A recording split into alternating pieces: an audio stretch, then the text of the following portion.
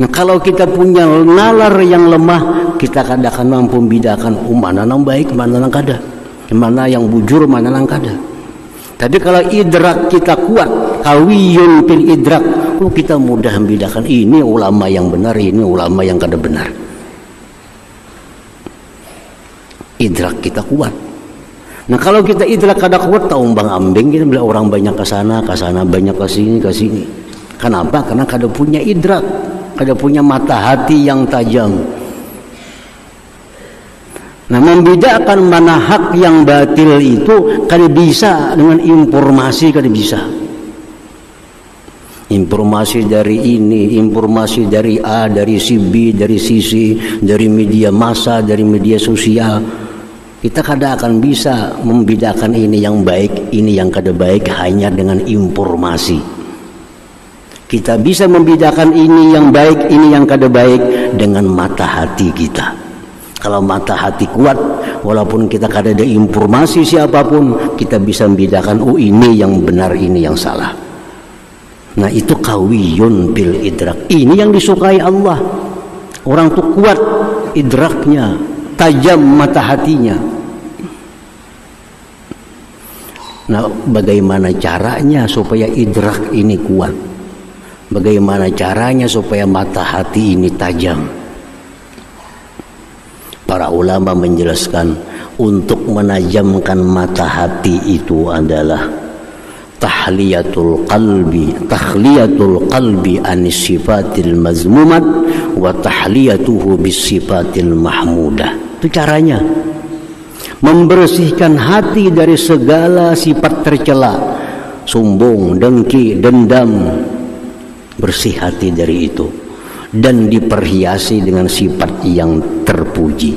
Kalau hati kita bersih, hati kita berhias sifat yang terpuji, maka hati kita akan tajam, nalar kita akan kuat, kita akan bisa membedakan ini yang benar, ini yang salah. Nah, kawiyun bil idrak itu. Nah, para muhibbin rahimakumullah, kita banyak bisi partai. Berapa partai? 20 ke partai kita nih yang dipilih.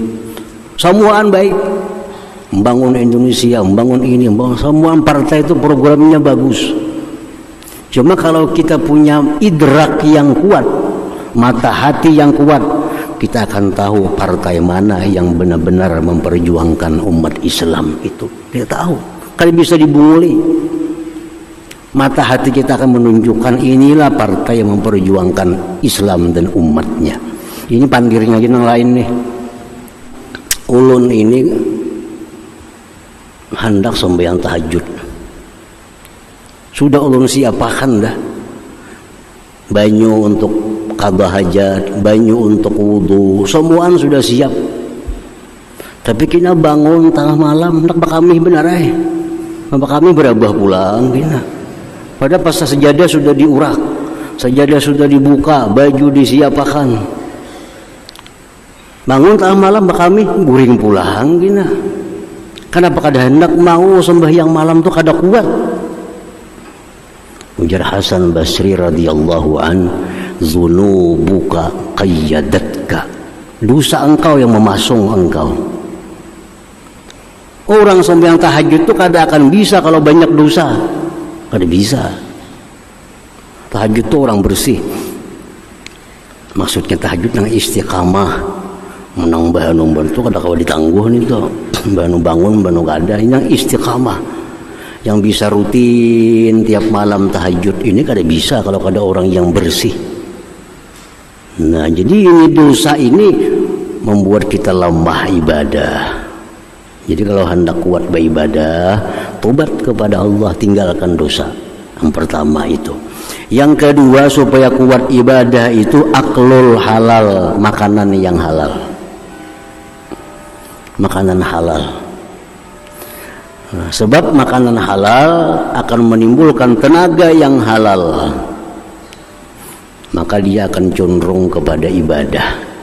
Kalau yang kita makan ini haram, menjadi tenaga yang haram dan tentu sukanya kepada maksiat terhadap Allah Subhanahu wa taala.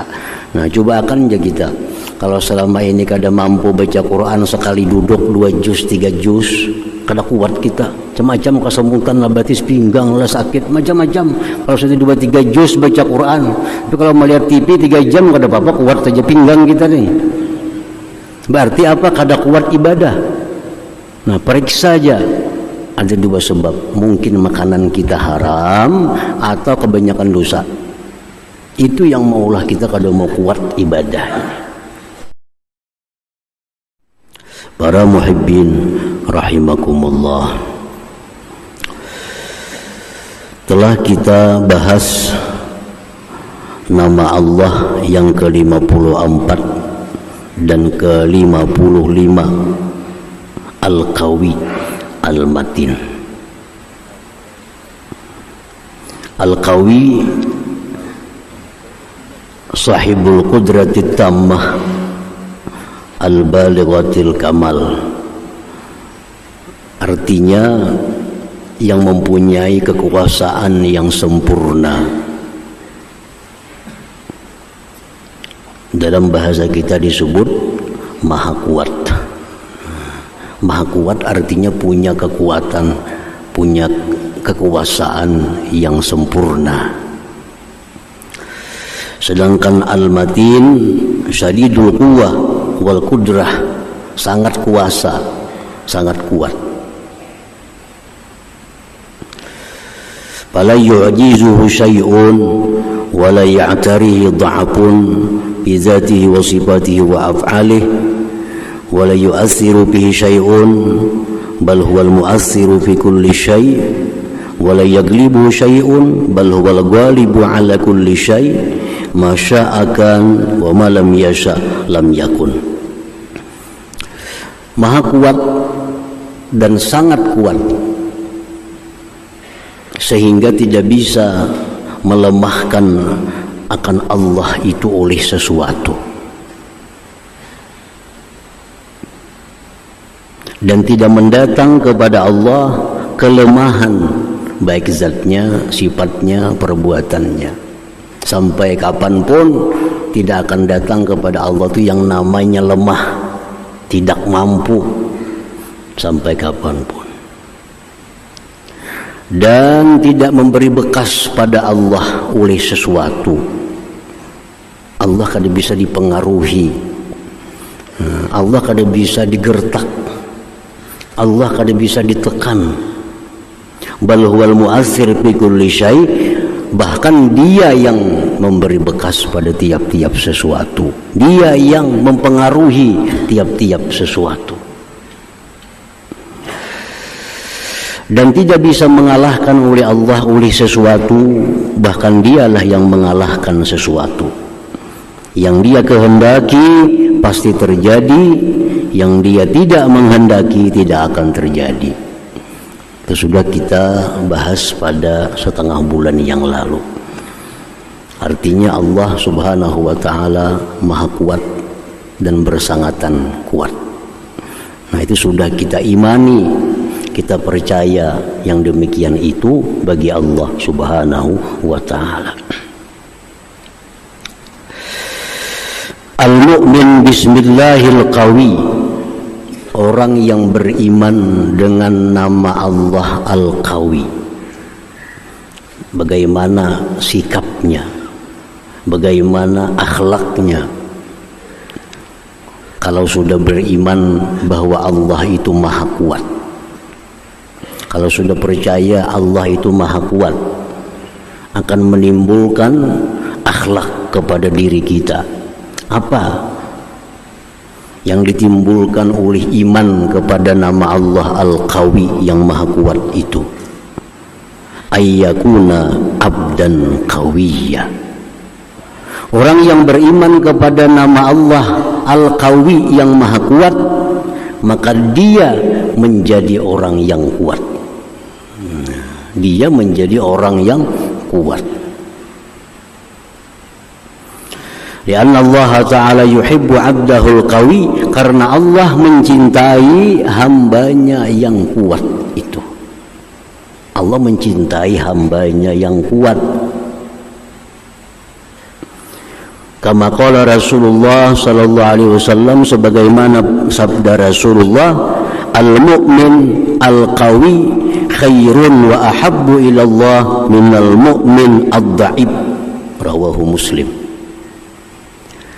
Ujar Nabi kita, orang beriman yang kuat, orang beriman yang kuat lebih baik, lebih disukai Allah daripada orang beriman yang lemah. Bagaimana kita supaya kuat? Kita mesti percaya dulu bahwa Allah itu maha kuat. Nah, para muhibbin rahimakumullah, kuat apanya? Allah suka kepada kita kuat, bukan kuat makan, bukan kuat mengangkat barang, bukan kuat begadang malam. Yang dicintai Allah itu orang beriman yang kuat. Apa yang kuat? Nah, para ulama mengatakan Allah mencintai hambanya yang kuat itu, pertama, qawiyun bil iman, kuat imannya. Imannya kuat. Imannya kada mudah tergoda.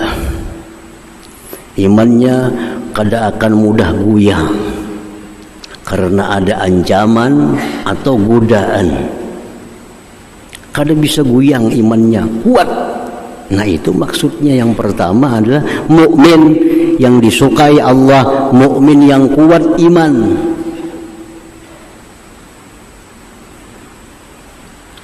Termasuk orang yang dapat naungan Allah di hari kiamat yang tidak ada naungan selain naungan Allah.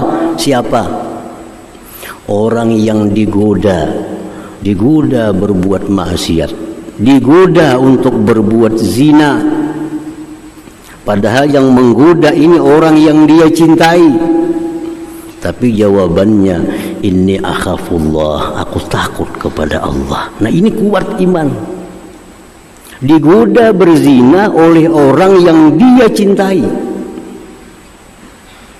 tapi dijawabnya, inni akhafullah, aku takut kepada Allah. Nah, ini contoh kuat iman. Kada bisa digoda dan kada bisa ditekan. Dalam sejarah Islam, laki-laki pertama yang mati syahid Yasir bin Amir, orang tua dari Ammar. Yasir ini orang tua yang masuk Islam dengan Rasulullah. Dia beriman kepada Rasulullah.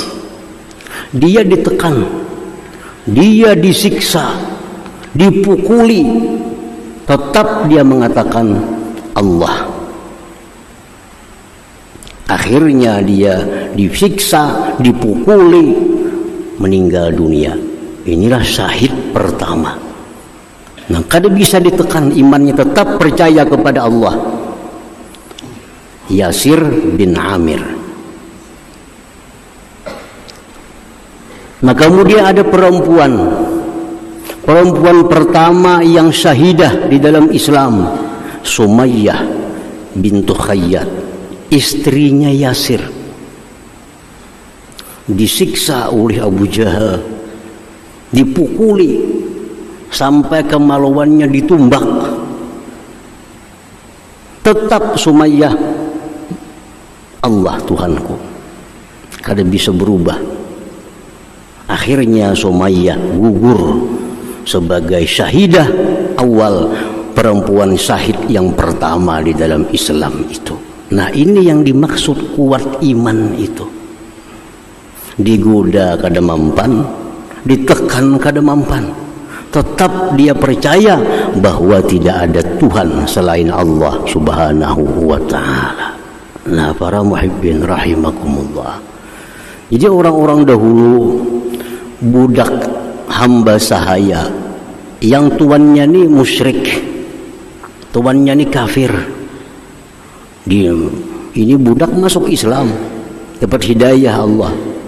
Nah, oleh tuannya disiksa, dipasung, dikurung, tetap kada berubah keimanannya kepada Allah Subhanahu wa ta'ala. Nah, ini namanya qawiyun bil iman, kuat dalam imannya. Nah, para muhibbin rahimakumullah, ya di zaman sekarang ini mungkin di tempat kita khususnya kada akan terjadi. Ada orang memaksa, mau kada berkafir, kalau kamu kada berkafir kamu kubunuh. Mungkin kada ada terjadi di tempat kita ini. Di negeri lain wallahu alam. Tetapi di tempat kita ini bukan tidak mungkin ada godaan. Apa godaan itu? Godaannya bukan menyuruh kita, bukan menggoda kita meninggalkan Islam, bukan. Tetapi mungkin godaannya itu menggoda kita agar kita mengakui bahwa orang kafir itu benar, orang Nasrani itu benar, orang Yahudi itu benar. Dan ini akan terjadi. Kita digoda agar mengakui bahwa agama Yahudi itu benar, baik, agama Nasrani itu benar, baik. Ini sama-sama kita pindah agama. Kalau yang dulu kita ditekan dengan senjata agar keluar dari Islam, sebagian ada yang keluar. Ada yang digoda dengan materi, akhirnya keluar Islam. Ada yang digoda dengan perempuan, keluar Islam. Nah, tetapi yang lebih halus dari itu, godaan ini bukan menyuruh kita meninggalkan Islam. Godaan ini bukan merayu kita keluar Islam. Tetapi godaan ini datang agar kita mengakui bahwa Nasrani itu agama yang benar, Yahudi agama yang benar, Islam agama yang, semua agama benar. Nah, membenarkan orang yang bukan Islam itu berarti kita bukan Islam lagi, sama aja artinya. Nah, para muhibbin rahimakumullah, jadi hati-hati. Iman kita hilang bukan kita sengaja keluar Islam, tetapi iman kita hilang, kita menganggap bahwa yang bukan Islam itu baik, sama seperti Islam. Kita pun dengan otomatis keluar dari agama Islam ini. Dalam kaidah yang umum dalam agama Islam ada satu kaidah, ar-ridha bil kufri kufrun. Kita setuju dengan kekafiran, itu adalah kafir. Kita setuju dengan kekafiran, kita jadi kafir. Nah, jadi hati-hati kita datang godaan-godaan bahwa agama itu semuanya adalah benar, sama-sama baik. Bagi kita umat Islam, kita hanya mengakui agama Islam yang benar, karena innad dina indallah Islam, agama di sisi Allah hanyalah Islam. Nah, para muhibbin rahimakumullah, kita tidak setuju. Nah, kita wajib tidak riba selain Islam itu agama. Jangan sampai kita riba, jangan sampai kita setuju. Kita wajib tidak setuju selain Islam itu sebagai agama. Tetapi tidak setuju kita kepada orang yang bukan Islam itu bukan berarti kita harus berperang dengan mereka, bukan berarti kita harus bermusuh-musuhan dengan mereka. Bahkan kita disuruh untuk berbuat baik kepada mereka.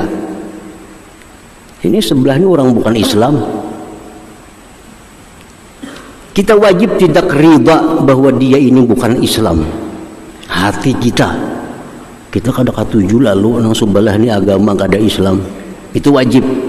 Tetapi kita wajib pula berbuat baik kepadanya. Nah, kenapa kita berbuat baik kepadanya? Apa tujuannya kita berbuat baik kepada yang bukan Islam? Dakwah, mengajak mereka agar mereka itu suka agar mereka itu tergoda dengan Islam yang kita bawa ini. Jadi kita memberi orang bukan Islam duit, kita memberi mereka itu makan, bukan berarti kita setuju dia bukan Islam, tetapi itu dakwah kita agar mereka terbuka untuk masuk Islam. Nah, para muhibbin rahimakumullah, dakwah bilhal, dakwah dengan keadaan. Dikisahkan Imam Sahal bin Abdullah At-Tustari, imam besar di sekitar abad kedua. Di sebelah beliau ini ada orang agama lain, rumah berdimpit lawan orang bukan agama Islam.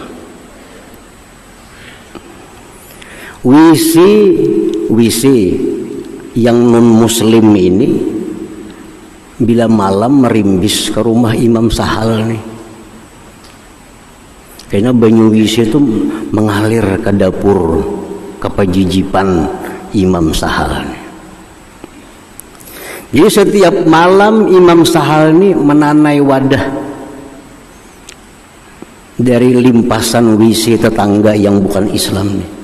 Karena subuh hibak wadah tuh dibuang keluar. Bertahun-tahun kadada Imam Sahal ini menanggur sebelah rumah, oh tuh WC baiki, kadada. Malam diandak kena wadah, subuh hibak dengan kotoran majusi yang sebelah agamanya, karena subuh dibuang sidin. Nah, satu saat Imam Sahal ini garing, sakit mendekati kematian. Sidin panggil tetangga sebelah nang bukan Islam tadi ke rumah. Ujar Imam Sahal, wahai tetanggaku, coba kita lihat di dapurku tuh, lihat di pejijipanku. Dibawa ke dapur. Nah itu WC kamu sudah bertahun-tahun limpasnya ke rumahku nih. Aku tiap subuh membuang. Kenapa aku hanya raja madahkan lawan ikam bertahun-tahun ini? Karena aku ini parak sudah mati. Mungkin aku mati, anak buahku bisa kada tahan lawan itu kena. Jadi sebelum aku mati baiki itu, baiki. Karena aku mati, anak buahku bisa kada sabar. Kalau aku masih sabar, kada apa-apa ajar sah. Nah, si muslim ini mendengar itu terharu. Ya Syekh, wahai tuan guru, mudda yadak, sorong tangan pian, sini tangan pian. Diambil tangannya oleh si majusi tadi. Asyhadu an la ilaha illallah wa asyhadu anna muhammadar rasulullah. Macam ini ke akhlak orang Islam, macam ini ke kelakuan orang Islam terhadap non muslim. Nah, jadi kita berbuat baik kepada non muslim itu bukan berarti kita setuju bahwa dia kada Islam, bukan. Tapi kita berbuat baik kepada mereka, dakwah kita. Inilah Islam yang mesti dipeluk oleh seluruh manusia. Inilah ajaran Islam. Nah, jadi kita kuat iman. Kada akan bisa berubah iman kita ditekan, digoda untuk mengatakan bahwa semua agama itu benar. Kita kada akan berubah. Tetap yang benar itu di sisi kita hanya Islam. Selain Islam kada benar, dan kita tidak ridha dengan agama selain Islam. Itu hati kita, hati. Tetapi pada anggota zahir kita tetap kita bersikap baik kepada mereka, sayang menyayangi, hormat menghormati, dalam rangka dakwah mengajak mereka ke jalan Allah Subhanahu wa taala. Nah, para muhibbin rahimakumullah, itu dimaksud kawiyun bil iman, kuat dalam iman. Kada mudah tergoda. Apalagi dengan 100.000, 200.000 tergoda. Itu kemana iman harganya 200.000? Nah, ini mesti kuat iman ini. Para ulama menjelaskan kaifa taqwiyatul iman, kayak apa iman kita supaya kuat, supaya kada mempan digoda, kada mempan ditekan. Kayak apa cara memperkuat iman? Ujar para ulama mengatakan memperkuat iman ini satu, pahmu asma'illah al-husna, mempaham asma'ul husna. Nah, pahami asmaul husna ini mulai Allah, Ar-Rahman, Ar-Rahim. Nah, pahami satu persatu, maka iman kita kepada Allah akan kuat jadinya. Satu itu, pahami bujur-bujur asmaul husna. Yang kedua, tadabbur ayatil Qur'anil Karim, merenungi ayat-ayat Al-Qur'an. Bukan hanya dibaca, tapi direnungi ayat Quran itu, maknanya satu persatu akan menambah kuat iman kita. Yang ketiga, al-iksar minaz zikri wad du'a, perbanyak zikir. La ilaha illallah, la ilaha illallah, banyak-banyak itu akan mengukuhkan iman di dalam hati.